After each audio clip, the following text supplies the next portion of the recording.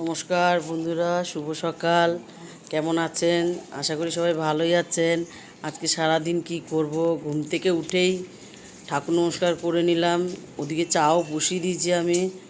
আর আজকে তো বৃষ্টি পড়েই যাচ্ছে, কি করে কি হবে কে জানে। সারাদিন এই চা বসিয়ে দিয়েছি, চা খাবো। চা খেয়ে বোনের শরীরটা খুবই খারাপ, বোনকে বললাম তুই শুয়ে থাক, আমি চা বানিয়ে নিলাম।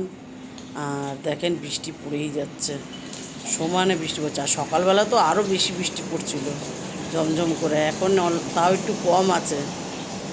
এই যে বৃষ্টি পড়ছে দেখেন কীভাবে, একবারে বৃষ্টি পড়েই যাচ্ছে সমানে।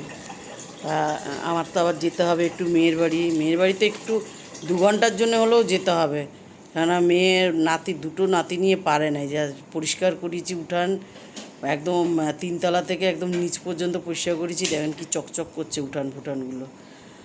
ভালোই পরিষ্কার করেছে। স্নান টান করে পুজো দিয়ে নিলাম, পুজো দিয়ে রেডি হয়ে যাব। পুজোটা দিয়ে আছে গোপুসোনাকে এই ড্রেসটা পরিয়েছি, দেখেন কেমন লাগছে, ভালো লাগছে? বলবেন একটু কমেন্টে। এই যে ঠাকুর পুজো দিয়ে রেডি হব, জামা কাপড় গুছিয়ে নিলাম, রেডিও হয়ে গেলাম। এদিকে রেডি হয়ে বেরোবো। পরিদা আসতে পারবে না, পরিদার পায়ে ব্যথা, পায়ে ইনফেকশান হয়ে গেছে, আর সুগারও বেড়েছে। চলে আসলাম মেয়ের বাড়ি। নাতি ঘুম থেকে আমি এসে ওকে তুললাম, আর আমার কোলের মধ্যে শুয়ে পড়েছে দেখেন। আর বড় নাতি গল্প করছে, রাত্রিবেলায় ভয় পেয়েছে নাকি দরজাকে ঠকঠক করেছে। আর ছোটো নাতি এরকম করছে হুম হুম, ও তো কথা বলতে পারে না, হুম হুম। মেয়ে হলে এতদিন কথা বলে ফেলতো। আর মেয়ে আসার পরেই মেয়ে দেখি ম্যাগি আর চা দিয়েছে। আমি বাইরে দিয়ে টিফিন করে এসেছি, আমি ম্যাগি খাবো না, ম্যাগি নিয়ে যা, আমি চা টুক খাবো।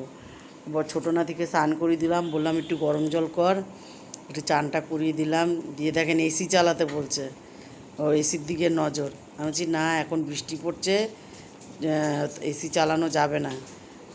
ওর মায়ের দিকে তাকাচ্ছে একবার, আমার দিকে তাকাচ্ছে, আর এসির দিকে তাকাচ্ছে। আর আমি এদিকে টিভি চালিয়ে দিয়ে দুধও খাইয়ে দিলাম ওকে। মেয়ে রান্নার দিকে গেছে, মেয়েকে বললাম শর্টকাটে যা হয় তাই কর। মেয়ে মাছ ফাছ ধুয়ে ভাজাও বসিয়ে দিয়েছে। আর এদিকে করেছে চিংড়ি মাছ ভাপানো, বেশ কালারটা ভালো এসছে। আর ভাতও হয়ে গেছে, ছোটো নাতির খাওয়াও হয়ে গেছে। আর এই যে আমাদের ভাত করেছে। আর একটু রসুন ভাজতে বললাম, যে একটু রসুন ভাজ, ভাল লাগবে। নমস্কার।